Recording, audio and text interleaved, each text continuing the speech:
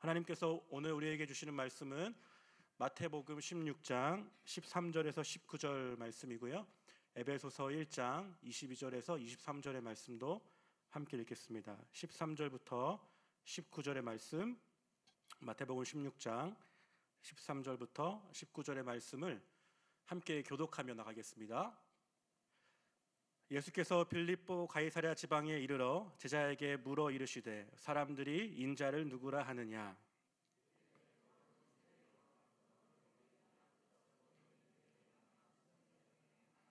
이르시되 너희는 나를 누구라 하느냐?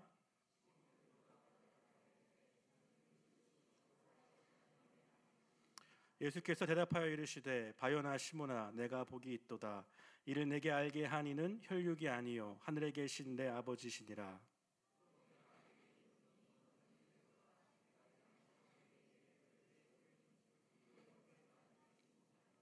내가 천국 열쇠를 내게 주리니 내가 땅에서 무엇이든지 매면 하늘에서도 매일 것이요 내가 땅에서 무엇이든지 풀면 하늘에서도 풀리라 하시고. 에베소서 22절입니다. 또 만물을 그의 발 아래에 복종하게 하시고 그를 만물 위에 교회의 머리로 삼으셨느니라. 함께 대합니다. 교회는 그의 몸이니 만물 안에서 만물을 충만하게 하시는 이의 충만함이니라. 아멘. 오늘은 교회란 무엇인가? 라는 제목으로 함께 하나님 말씀을 나누겠습니다. 계속해서 기독교의 기본 진리 웨인 그루뎀의 책을 가지고 목사님들이 설교를 하고 있습니다. 오늘은 그 제목이 교회입니다. 살다 보면은 이 목회자인 저에게도 성경을 읽다가 이 하나님 말씀을 깨달기도 하고 또 하나님의 방법을 이렇게 느끼기도 하지만 어린 아이들을 통하여서도 하나님이 이러한 하나님이시구나 혹은 제 삶에 하나님께서 말씀하시는 것을 이렇게 기도로 나아가게 하는 그런 순간들이 있을 때도 있습니다. 집에 이제 첫째 아이가 있는데요.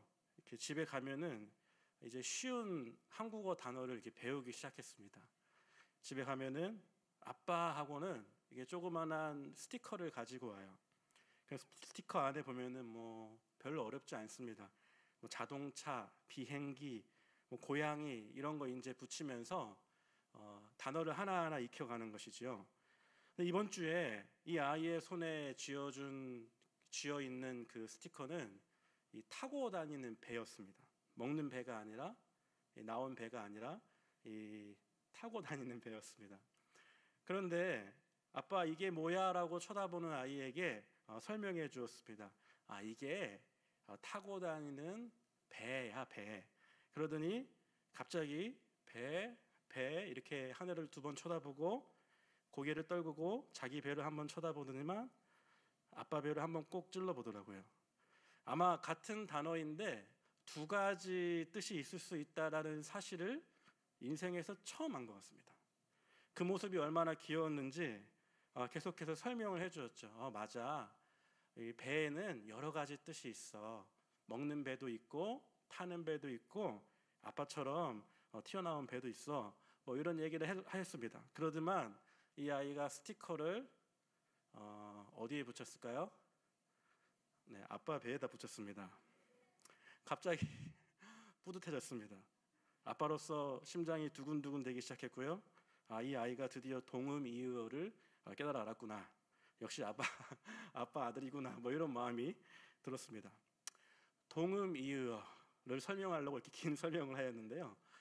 그런데 문득 이런 생각이 들었습니다. 이 같은 음성이지만 다른 의미를 가지고 있다라는 의미의 글 혹은 그런 어떤 표현 동음이의 아니겠습니까? 그런데 우리의 신앙생활에도 하나님이 가르쳐 주신 신앙의 용어, 단어를 때로는 우리가 다른 의미처럼 동음이의로 오해할 때도 있는 것 같습니다. 마치 타는 배가 뭔지 경험하지 못해서 아빠 배만 이렇게 콕 찔러보았던 아이처럼 말인 거죠. 다른 의미로 주신 건데 저마다 그 의미를 해석하는 용어들이 뭐가 있나 살펴보니 저에게는 교회였습니다. 교회. 마치 교회를 떠올렸을 때 모든 사람들이 예수님께서 가르쳐 주신 본래의 그림만을 떠올려야 할 텐데 어떤 사람은 교회의 모습을 상상해 보면 클래식 음악과 오르간 연주에 찬송가를 엄숙하게 이렇게 부르는 그런 예배를 떠오르기도 하는가 하면, 어떤 사람들은 잘 구성된 밴드에다가 현대 음악의 그런 옷을 입히고, 요즘 청년들은 이렇게 미디라고 해서 컴퓨터 음악을 교회 예배에 이렇게 입히기도 한다라고 합니다. 어떤 분들은 이런 게 낯설 수 있는 것이죠. 강조점이 조금 다르지만 교회 예배 시간에는 기도가 많아야 된다. 교회 예배 시간에는 말씀이 중심이 당연히 되어야 하고 기도는 각자 해야 돼. 뭐 이렇게 바라보는 사람들도 있을 수 있습니다. 어떤 이들은 교회를 생각하면 성도의 교제가 딱 떠오르시기도 하고, 안타깝게도 그렇지 않기를 바라지만 교회에서 싸우고 자신의 주장을 부리다가 연약한 그런 모습을 마주칠 때도 있는 것이 사실이죠. 그런 의미에서 이 미국에 있었던 어떤 한 목사님은 이 한국 교회를 바라보면서, 마치 한국의 수많은 교파와 교단들이 있지 않습니까? 이 기독교 장로회, 예수교 장로, 이 기장, 예장, 또 예성, 기성 엄청 많지 않습니까? 이런 모습을 보면서 예수님 바지 한쪽 붙들고 그리스도 바지 한쪽 붙들고 이렇게 다투는 모습과 같다라고 이야기한 것을 본 적도 있습니다. 마치 교회가 동음이의어가 된 것처럼 행동하는 것이죠. 사실 멀리 갈 것 없이 가끔은 저만 보더라도 처음 신학교 갔을 때 그 교회를 향한 그 마음을 회복하고 싶다, 그럴 때가 있습니다. 저는 교회랑은 거리가 먼 곳에서 태어나고 자랐습니다. 불신 가정에서 태어났고, 아버지 어머니는 교회는 다녀보지 않은, 그냥 교회보다는 일반 세상에 가까운 분이셨습니다. 물론 지금은 교회 다니시지만요. 그렇게 친구 따라 교회에 갔는데 학교 선생님 한 분이 주일학교 교사를 하고 계셨어요. 근데 주일학교 선생님이 이렇게 딱 부르니까 그때 저는 학교 선생님과 이 주일학교 교사의 이 구분을 못하던 시기였습니다. 교회 처음 왔으니까요. 네, 우리 주일학교 교사 선생님들 긴장하고 들으시면 좋을 것 같습니다. 새로운 아이들이 찾아왔을 때 아이들에게는 나름 이렇게 호기심이 있습니다. 그래서 그 선생님이 복음을 전해 주었고, 복음을 이야기해 주었고, 교회에 대해서 설명해 주었던 17살의 첫 교회에 발을 디딘 이후로 한 번도 지금까지 교회에 빠진 적이 없습니다. 네. 아마도 당연히 목사니까 빠지면 안 된다라고 이렇게 이야기를 해주시기도 하는데, 이게 교회의 놀라움인 것이죠. 처음 교회에 가라고 한 사람도 없었지만 교회가 너무 좋았어요. 누가 교회 가서 기도하고 예배하라고 하지 않았지만 교회에 그냥 살았습니다. 결국에는 교회에 살다 보니 은혜 받고 말씀 듣고 신학교에 가게 되었는데, 하필이란 표현을 해야 될지 모르겠지만 마침이란 표현이 좋을 것 같습니다. 마침 그때 다니던 교회가 고신교회였습니다. 제가 서울에서 살다가 이제 대학을 고신대학으로만 가라고 담임 목사님께서 추천해 주셨습니다. 이 세상에는 고신대학교만 신학교가 있다, 이렇게 얘기해 주셨던 것 같아요. 몰랐습니다. 부산이더군요. 서울에서 그때는 이제 그 새마을호를 타고 갔던 기억이 있습니다. 부산으로 내려가서 학교가 산으로 이렇게 쭉쭉 버스를 타고 올라가는데, 제가 입학하면서 그런 학교가 여기에 있는 걸 처음 알았던 것 같습니다. 그런데도 제 마음에 기쁨이 가득했던 것을 보게 됩니다.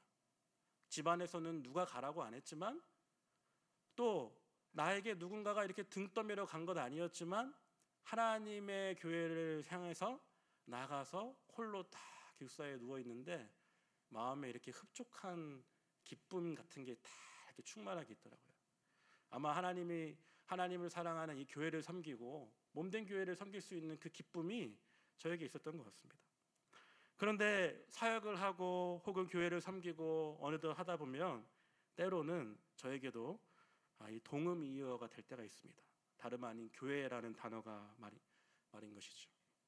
멀리 갈 것 없이 우리 마음속에 그런 마음이 있을 때가 있지 않습니까?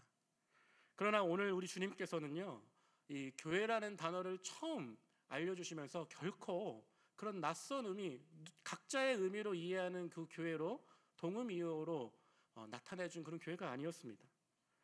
오히려 오늘 본문 말씀을 살펴보면 우리 주님은 교회로구나, 이것이 바로 교회이구나, 그래 이게 바로 교회야 라고 꼭 집어서 알려주는 것 같죠. 마치 종교개혁자였던 칼빈의 말을 빌리자면 보이는 교회와 보이지 않는 교회가 있기 때문에 이 하나님을 믿고 하나님께서만 바라볼 수 있는 이 영원하신 이 보이지 않는 교회가 이 땅에 보이는 교회에 속해서 동음이어처럼 살아간다 할지라도 하나님께서는 그 교회를 변함없이 이끌어 가신다. 그 교회를 어김없이 주님의 뜻대로 이끌어 가신다라는 그 사실의 시작이 바로 오늘 본문 마태복음 16장입니다. 바라기는 오늘 이 16장을 살펴보면서 참된 교회의 의미를 함께 나누면 좋겠습니다. 그리고 혹시 우리의 마음속에 나도 모르게 교회라는 그런 뜻을 생각하며 처음 가졌던 그 소망과 기쁨을 조금 잃어버리신 분들이 있다면 주님이 가르쳐 주시는 그 교회의 그 소망을 다시 찾고 또 우리 꿈꾸는 교회가 하나님이 세워주신 놀라운 교회임을 확신하는 시간 가지면 참 좋겠습니다. 어떤 사람들은 이 교회라는 용어가 그때 등장하기 때문에 그러면 교회는 이전에 없었던 것입니까? 라고 반문할 수도 있습니다. 그러나 그렇지 않은데요, 성경의 표현을 빌리자면 사도행전 7장의 스데반의 설교를 통해 살펴볼 수 있습니다. 스데반은 자신의 이 설교를 전하면서 광야에 있었던 이스라엘 백성들을 향하여 이런 표현을 씁니다. 광야 교회. 그러니 하나님께서 이미 시작된 그 교회의 역사 속에서 예수님을 통하여서 완성되는 그 교회의 모습으로 오늘 본문 16장 18절이 이렇게 터져 나온 것이죠. 18절 말씀 함께 읽고 우리 함께 살펴보겠는데요. 함께 읽겠습니다. 또 내가 내게 이르노니 너는 베드로라. 내가 이 반석 위에 내 교회를 세우리니 음부의 권세가 이기지 못하리라. 아멘. 우리 주님께서 무엇을 세운다라고 말씀하십니까? 네, 교회를 세운다라고 말씀하십니다. 주님이 처음으로 이 교회라는 단어를 집약적으로 가르쳐 주시고 이야기하셨습니다. 사실 이 말씀이 단순히 교회가 시작되었다 그렇게 말하는 것보다도 오래 주님이 인도하셨던 가르치셨던 그 제자들과 함께하였던 교회가 마침내 드러났다라고 표현하는 표현이 더 맞을 수도 있을 것 같습니다. 왜 그렇습니까? 창세 전부터 주님께서 하나님의 그 백성들을 삼으시고 주님의 그 교회가 광야에선 광야 교회로 이스라엘 백성에게는 하나님의 백성으로 예수님이 오심으로 말미암아서 교회를 세움으로써 완성되었다라는 것이죠. 오늘 본문 말씀에 보면은 이 교회가 소망인 게 참 등장합니다. 13절부터 16절을 한번 살펴보면 그 당시에 이 나와 있는 이 상황들이 있는데요. 13절 말씀을 제가 읽겠습니다. 예수께서 빌립보 가이사랴 지방에 이르러 제자들에게 물어 이르시되 사람들이 인자를 누구라 하느냐. 14절입니다. 이르되 더러는 세례 요한, 더러는 엘리야, 어떤 이는 예레미야나 선지자 중에 하나라 하나이다. 15절입니다. 이르시되 너희는 나를 누구라 하느냐. 우리 16절을 한번 같이 읽겠는데요. 16절에 드디어 이 주님께서 교회를 세우기 위한 이 고백이 나옵니다. 16절입니다. 시몬 베드로가 대답하여 이르되 주는 그리스도시요 살아계신 하나님의 아들이시니이다. 아멘. 우리가 잘 알고 있는 그 말씀 아닙니까? 주님께서 교회를 세우실 때 어떤 고백 위에 세우죠? 시몬 베드로가 대답하죠. 주는 그리스도시요 살아계신 하나님의 아들이시니이다. 여기서요 우리가 발견하는 첫 번째 놀라운 하나님의 이 교회의 속성이 있는데 우리 함께 따라해보면 좋겠습니다. 교회는 그리스도를 주로 고백하는 믿음의 공동체입니다. 시작.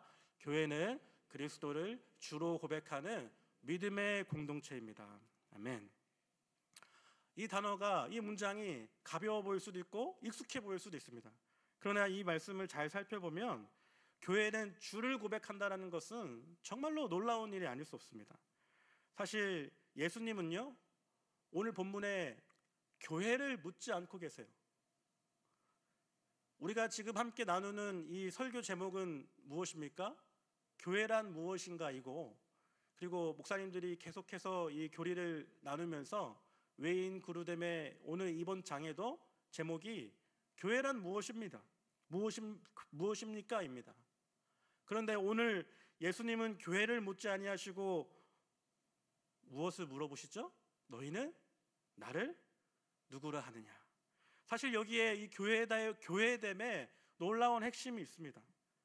교회는 교회를 잘 아는 사람, 교회란 이런 곳이다의 그런 넘치는 그런 정반합이 아니라 그리스도를 온전히 고백하는 그 사람들의 무리라는 것이죠. 그래서 그리스도를 바로 고백하고 주님이신 그 그리스도를 고백하는 그 믿음 위에 반드시 교회가 세워질 줄 믿습니다. 그래서 교회는 모든 시대와 모든 사람들을 막론하고 이 신자들, 그리스도를 고백하는 믿음의 공동체였던 것이 분명합니다. 남녀를 막론하고 예수님을 믿는 과거나 현재나 혹은 미래, 그 모든 시대를 초월하여서 교회가 이루어졌다라는 것이죠. 에베소서 5장 25절 말씀에도 그리스도께서 교회를 사랑하시고 자신을 주셨다는 바울의 말에서 교회란 그리스도가 구속하기 위해 죽으신 모든 사람을 일컫는다, 이렇게 웨인그루뎀은 이야기를 해주고 있습니다. 모든 사람. 그런데 그 조건이 무엇이죠? 누구를 고백하는 겁니까? 그리스도를 주로 고백할 수 있는 것. 마치 교회의 모든 요소 중에서 다른 것은 다 제외하고 하나만 남긴다면은 그리스도를 주로 고백하는 것, 이것만큼은 뺄 수 없는 것이죠. 장로교가 될 수도 있고 침례교가 될 수 있고 혹은 교회 의자를 장의자로 하나 아니면 이렇게 우리가 앉아 있는 것처럼 개인별 의자로 하나, 그런 것들은 변할 수 있지만 교회라는 그 속성 앞에 그리스도를 주로 고백하는 그 고백만은 변할 수 없다라는 것을 오늘 본문에서 이야기해주고 또 말해주고 있습니다. 이것을 조금 어려운 말로 교회의 보편성, 그 다음에 교회의 또 주님께서 우리에게 가진 모든 이들이 함께 고백하는 이 보편성이라고 이렇게 표현합니다. 누구든지 주님을 고백할 때, 주님이 그리스도를 온전하게 고백할 때 교회가 이루어진다. 만약에 누군가가 목사님에게, 저에게 목사님은 이 어떤 교회를 이렇게 고백하십니까? 어떤 주 그리스도를 고백하십니까? 이렇게 만약에 물으신다면 물론 주님은 그리스도시고 나를 위하여 구원하실 하나님의 아들입니다를 고백할 것 같습니다. 고백합니다. 당연합니다. 그런데 그것뿐만 아니라 아마 이렇게 이야기할 것 같아요. 오늘 여기서 이야기하는 것은 여러분이 모르셔도 됩니다. 그냥 그렇게 고백하는구나 이렇게 알면 됩니다. 무슨 말인가 하면은 베드로에게 질문하셨던 그 예수님이 너는 나를 누구라 하느냐 그 고백 위에 사도 바울을 통하여서 또 교회로 확장되고 또 초대 이 교회의 교부들을 통하여서 혹은 토마스 아퀴나스나 혹은 또 주를 믿는 그 사람들, 심지어 동방교회와 서방교회의 모든 이 보편성을 함께 이루었던 네스토리우스까지도 포함하여서, 그리고 종교 개혁자들의 그 신앙의 고백 위에 함께하고 뿐만 아니라 외우지 않으셔도 됩니다. 북미 지역으로 넘어가서 구 프린스톤이라고 하는 이 청교도 신앙에 온전하게 자기의 그 주님을 고백하였던 그들의 고백, 그리고 요즘 우리가 함께 이렇게 나누고 있는 꿈꾸는 교회의 모든 교회를 향한 고백까지 이어지는 그 주를 향한 고백에 저도 이어서 함께 주님을 고백합니다. 이렇게 이야기할 것 같습니다. 너무 길었나요? 중요한 것은 무엇인가 하냐면은 이 주님을 고백한다라는 것은 남자와 여자, 인종, 문화만 뛰어넘는 것이 아니라 이 역사도 초월했다라는 것입니다. 예수님을 만나고 함께하였던 제자들부터 주님을 함께 그 교회를 섬겨갔었던 제자들 혹은 사도들에 이르기까지 뿐만 아니라 지금 오늘날 우리가 함께 고백하는 이 고백 이르기까지 주는 그리스도시요 살아계신 하나님의 아들이십니다라는 이 고백은 변함이 없었습니다. 우리가 함께 고백하지 않습니까? 사도신경을 고백하다 보면은 어떤 것을 고백합니까? 주님의 이 공교회를 고백하고 그리스도를 고백하지 않습니까? 주는 그리스도이시고 살아계신 이 하나님의 아들이십니다라는 이 고백이 우리 교회를 또 우리 자신을 주님께 교회로 나아가게 한다는 것입니다.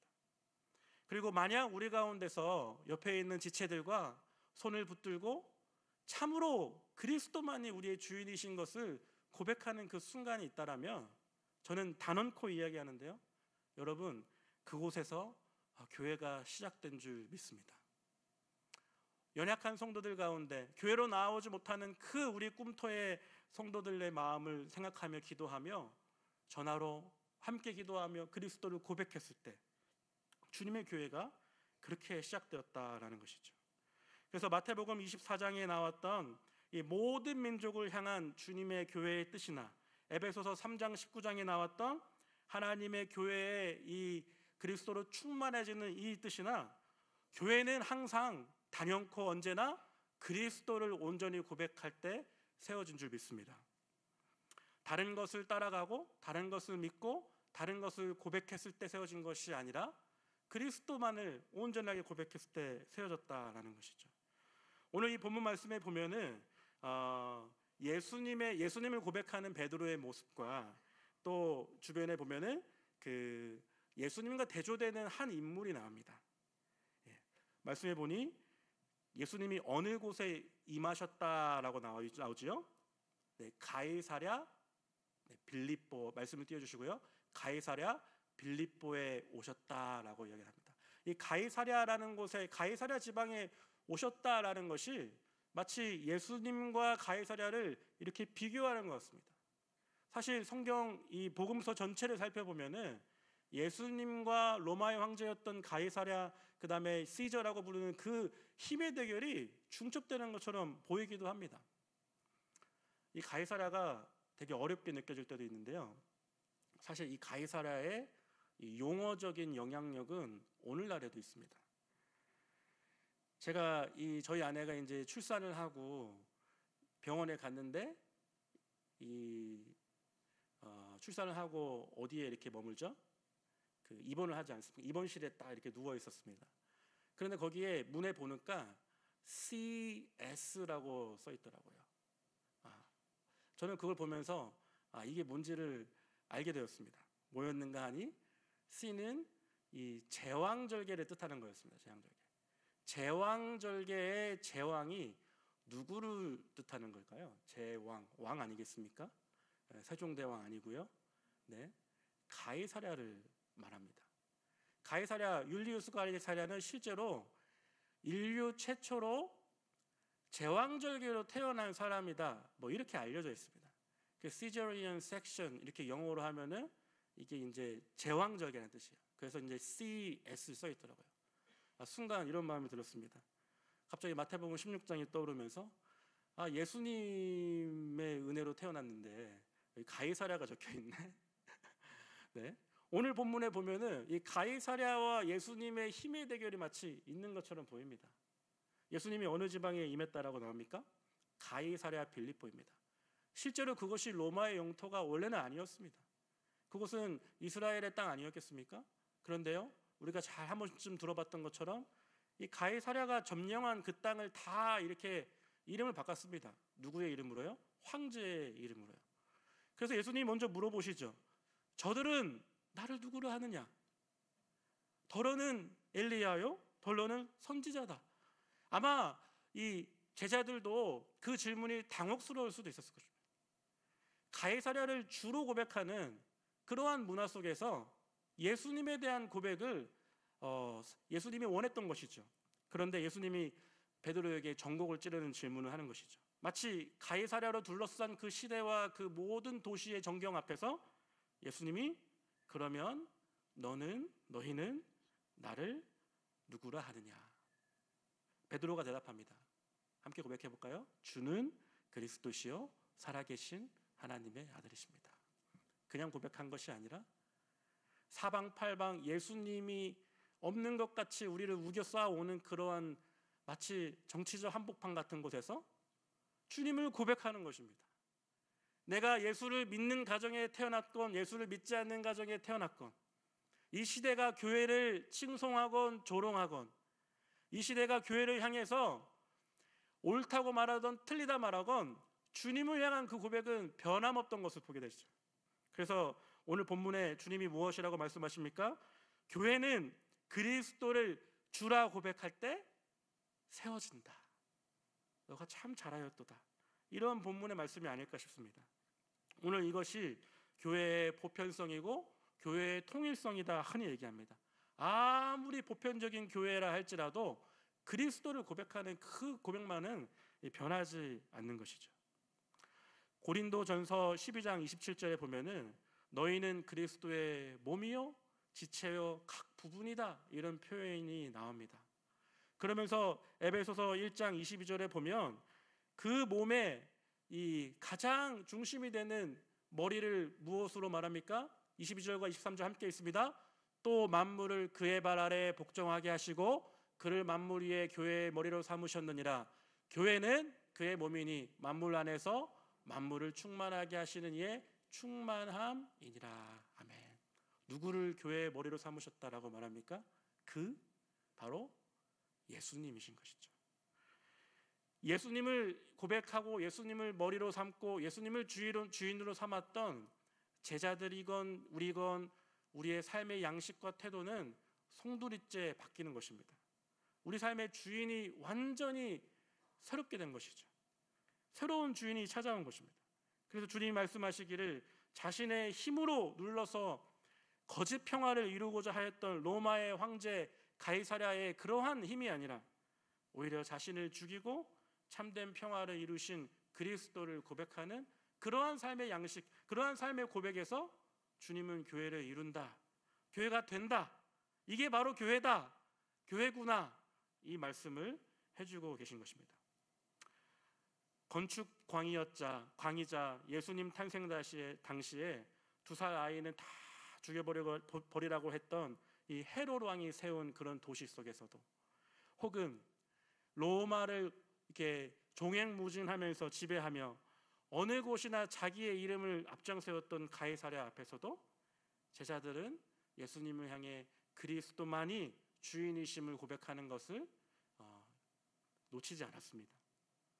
예수님께서 오늘 말씀해 주시는 것처럼 가이사랴 빌립보 지방에 이르러 제자들에게 물어주셨을 때 우리 주님은 교회를 무엇이냐, 네 신앙이 어떠하냐 묻지 아니하시고 너희는 나를 누구라 하느냐, 너는 나를 어떻게 고백하냐, 이 질문이 오늘 우리 이 꿈꾸는 교회 앞에 있는 줄 믿습니다.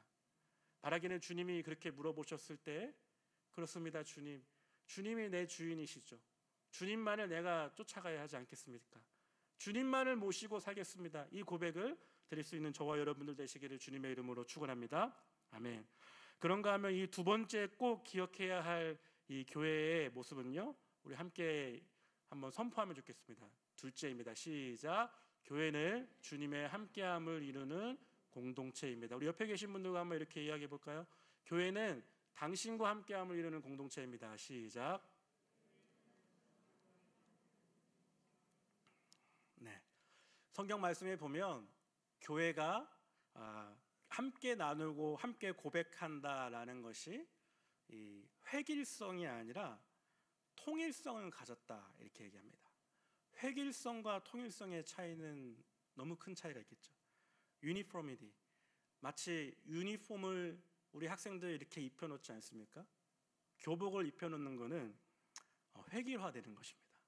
그런데 아이들 각자가 유니티를 가지는 것, 각자가 가진 어떤 하나님이 주신 은사와 하나님이 주신 기능과 하나님이 주신 그런 어떤 동일한 소망 안에서도 모습을 가지는 것은 통일성이라고 합니다. 저는 아직 어린 아이를 기르기 때문에 인생을 많이 또 살아본 우리 부모님 세대를 따라가기에는 한참 멀었는데요. 이 두 아이를 기르고 있는데 이 아들 둘 기르는 건 정말 쉽지 않더라고요. 근데 그렇습니다. 그런데 이 아들 둘을 기르는데 정말 다른 것을 보게 돼요. 저기 뒤에도 첫째가 있는데 첫째는 굉장히 이렇게 활발하고 이렇게 키가 그냥 보통 절반 정도라고 해요. 지금 이제 한 12kg 정도가 됐는데 다른 친구들과 비교했을 때도 그냥 절반 정도 그냥 평범하게 자라고, 그 다음에 이렇게 성격도 좀 활발합니다. 잠도 잘 안 잡니다. 잘 깨고요, 아직도. 그런데 둘째는 똑같은 엄마, 똑같은 아빠 밑에서 태어났는데 아침에 일어날 때까지 벌써 깨지를 않아요. 그래서 그런지 몸무게가 훅훅 자랍니다. 며칠 전에 이 아이 영유아 검진 뭐 이런 것처럼 이렇게 살펴보니까 상위 1%가 나오더라고요. 그래서 깜짝 놀랐습니다. 하나님이 유전자를 이기시는 분이시구나. 바라기는 아빠 유전자보다는 저기 우리 서경준 목사님이나 김봉수 목사님 같은 그런 유전자를 좀 더 빌려올 수는 없을까, 뭐 이런 생각을 해보았습니다. 달라요. 아마도 조금 더 크면 더 다를 것 같습니다. 그런데 이 다른 아이의 모습을 보면서 같은 유니폼을 입히려고 노력하고 넌 똑같이 길러야 돼, 이런 획일화된 모습이라면 아마 아이들이 부모님을 이렇게 온전히 따라오기 어려울 것 같습니다. 반면에 각자의 모습은 살아있고 창조적 다양성을 지켜가면서, 그러나 주님의 그 온전함을 따라가고 부모됨을 잃지 않는 것, 오늘 몸된 교회의 함께함을 이루는 획일성이 아니라 통일성이라고 합니다. 창조 질서와 섭리에 의해 인간 가족의 다양성과 민족과 지역, 언어의 문화의 그런 다양성은 초월적으로 나타나지만, 그러나 그 가운데서 우리가 보편적으로 생각하는 그 가치와 그런 우리의 어떤 외침이 있듯이 교회라는 곳이 그런 곳이라는 것이죠. 함께함을 이루기 위해 서로가 너무 다르지만 다름 속에서 아름다움을 발견하는 것, 그것이 바로 꿈꾸는 교회인 줄 믿습니다. 아멘. 다양성은 교회 안에서 그리스도의 구속사역을 통해 성화되고 더 보편화되고 더 완성된다고 합니다. 그리스도께서 온전하게 이루셨던 그 통일된 마음, 그것이 교회를 통하여서 일어난다라는 것이죠. 그래서 고린도전서 12장에서는 바울은 교회의 지체들을 향해 이 몸이라고 비유하지 않습니까? 몸이야말로 획일화될 수가 없습니다. 손이 하는 일을 발을 할 수가 없고, 발이 하는 일이 귀가 할 수가 없고, 눈이 할 수가 없지 않습니까? 그런 면에서 우리 꿈꾸는 교회 혹은 하나님의 교회는 어느 위원회든지 어느 사역 부서든지 하찮은 곳이 없는 줄 믿습니다. 왜요? 주님의 몸이니까요. 에베소서 1장 22에서 23절, 4장, 또 골로새서 2장, 끊임없이 성경은 하나됨을 이야기해주고 있습니다. 마치 전혀 달랐던 두 물체가 온전하게 결속하는 것처럼 교회는 하나됨을 통하여서 또 교회가 되는 것을 보게 된다는 것이죠. 근데 이 에베소서 말씀의 하나됨을 살펴보면 참 재밌는 특징이 있습니다. 하나됨이 중요할까요? 일하는 게 중요할까요? 저는 가끔 보면은 일하는 게 중요한 수도 있다라는 생각이 들었는데, 오늘 말씀에 보면 에베소서 4장 6절에서 7절을 보니 이런 표현이 있습니다. 하나님도 한 분이시니 곧 만유의 아버지시라. 만유 위에 계시고 만유를 통일하시고, 이 통일성을 얘기해주고 있는 것이죠. 하나됨을 얘기해주고 있는 것이죠. 만유 가운데 계시도다. 통일성이 있으면서도 보편적으로 계시는 것을 이야기해주지 않습니까? 근데 12절이 중요합니다. 12절에 보면 참 재미있는 특징이 나오는데요.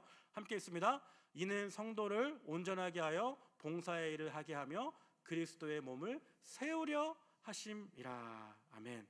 오늘 말씀에 어떻게 나와 있습니까? 이를 통하여서 하나됨을 위하여서 그리스도의 몸을 세운다라고 이야기해 줍니다. 그런데 16절 말씀에 보면 이 세우는 그 원리가 나오는데 이렇게 표현해 줍니다. 그에게서 온 몸이 각 마디를 통하여 도움을 받음으로 연결되고 결합되어, 16절입니다. 각 지체의 분량대로 역사하여 그 몸을 자라게 하며 사랑 안에서, 따라해 보실까요? 스스로 세우느니라. 여러분, 우리가 세우려고 노력하는 것보다 하나됨을 이루고 주님께 온전히 붙어 있을 때 교회는 스스로 세워지고 스스로 일어나는 하나님의 영적인 자생력을 가진 줄 믿습니다. 하나됨을 위하여서 우리가 온전히 추구하고 주님께 예배로 나아가고 주님께 엎드렸을 때 에베소서 4장 16절 말씀처럼 각 지체의 분량대로 역사하여 그 몸을 자라게 하며 사랑 안에서 스스로 세우느니라. 스스로 세운다는 게 벌떡 혼자 일어난다는 것입니까? 아니죠. 주님의 공급하심을 받은 교회는 그 안에 있는 자생력을 가지고 함께함을 이루고 주님께 온전히 나아갈 때 우리도 모르는 사이에 건강해지고 일어나는 것을 보게 됩니다. 마치 몸의 운동을 할 때 우리가 하나하나 따로 떼서 그것만 가지고 가서 이렇게 운동하기가 어렵지 않습니까? 팔 운동을 하려면 또 건강한 이 허리가 있어야 되고 또 다리가 있어야 되고, 다리 운동을 하려면 또 그것을 지지해 줄 수 있는 건강한 발이 있어야 되는 것처럼 우리의 교회도 하나된 몸으로 각 지체의 분량대로 역사하신다라는 것을 주님이 보여주고 계십니다.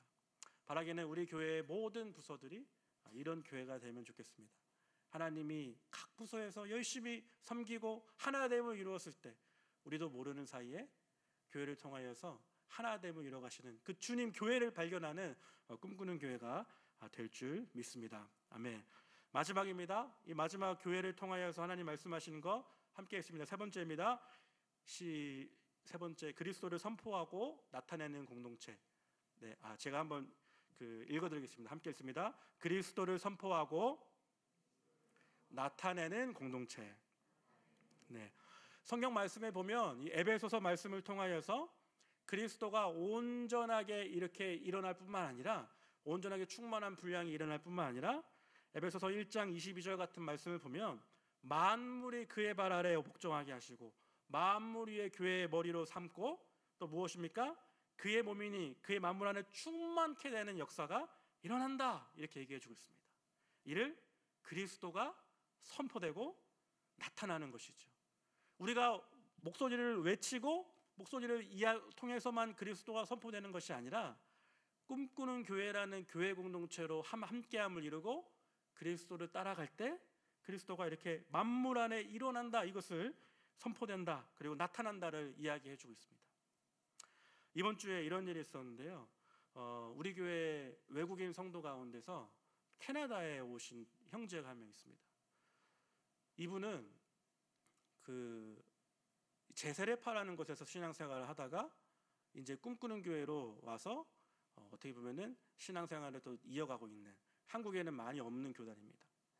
그런데 이 제세례파라는 곳이 미국에서는 굉장히 경건하고 또 북미 지역에서는 청빈을 강조하는 삶을 살고 있는 분들이 많아요.